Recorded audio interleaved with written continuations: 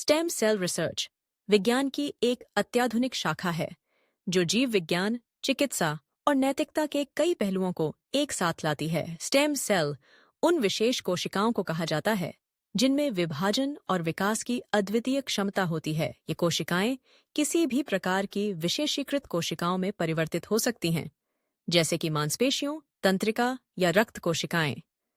इस प्रकार stem cell research का मुख्य उद्देश्य इन कोशिकाओं की विशेषताओं का अध्ययन करना और उन्हें विभिन्न चिकित्सा स्थितियों के उपचार में उपयोग करना है।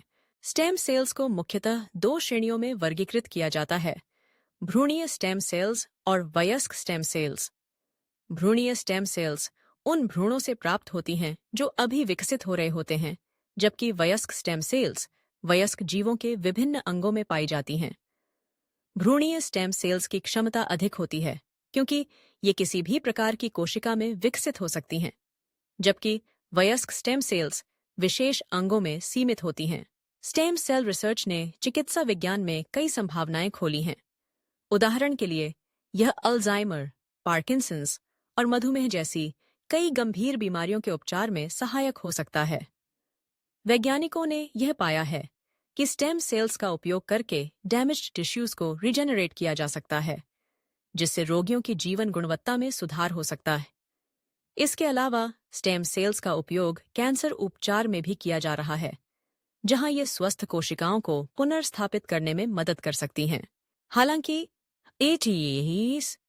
आईटी स्टेम सेल रिसर्च के साथ कई नैतिक और कानूनी मुद्दे भी जुड़े हुए हैं। भ्रूणीय स्टेम सेल्स के उपयोग को लेकर कई लोग नैतिक आपत्तियां उठाते हैं, क्योंकि यह भ्रूण के जीवन के अधिकार से संबंधित है।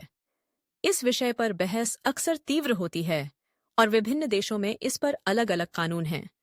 कुछ देश भ्रूणीय स्टेम सेल रिसर्च को पूरी तरह से प्रतिबंधित करते हैं, जबकि अन्य इसे सीमित रूप से अनुमति देते हैं।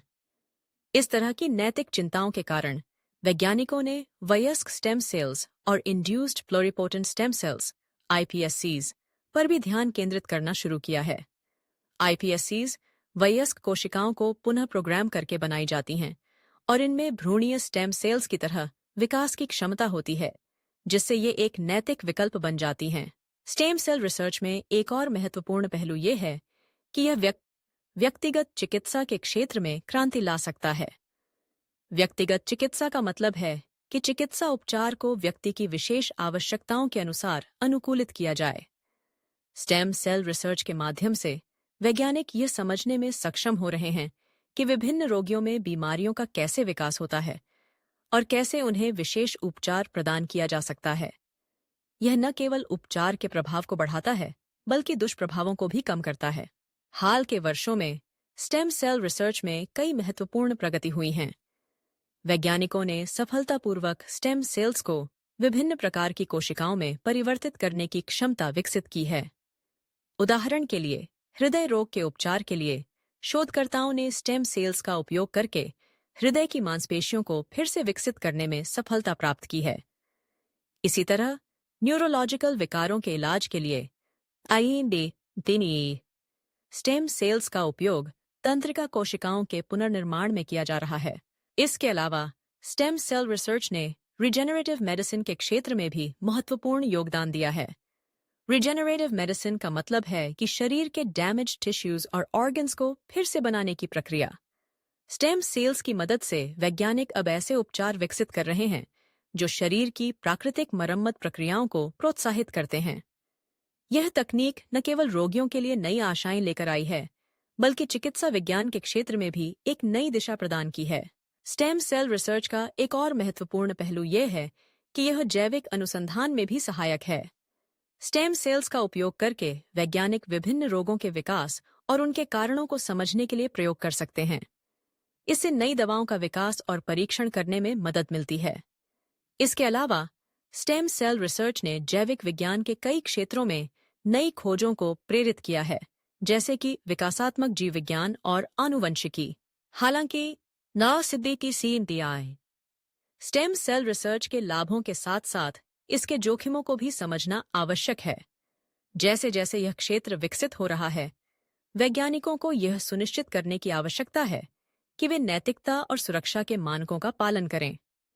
इसके अलावा स्टेम सेल रिसर्च में निवेश और फंडिंग के लिए भी एक मजबूत ढांचे की आवश्यकता है, ताकि अनुसंधान को बढ़ावा दिया जा सके और नई तकनीकों का विकास किया जा सके। अंत में, स्टेम सेल रिसर्च एक ऐसा क्षेत्र है जो चिकित्सा विज्ञान में नई संभावनाएं और चुनौतियां दोनों प्रस्तुत करता है। इसके माध्यम से हम न केवल बीमारियों के उपचार में नई तकनीकों को विकसित कर सकते हैं, बल्कि जीवन की गुणवत्ता में सुधार भी कर सकते हैं। हालांकि इसके साथ ही हमें नैतिकता, सुरक्षा और सामाजिक जिम्मेदारी के पहलुओं को भी ध्यान में रखना होगा। स्टेम सेल रिसर्च का भविष्य उज्ज्वल है और इसके द्वारा मानवता को मिलने वाले लाभ अनंत हैं।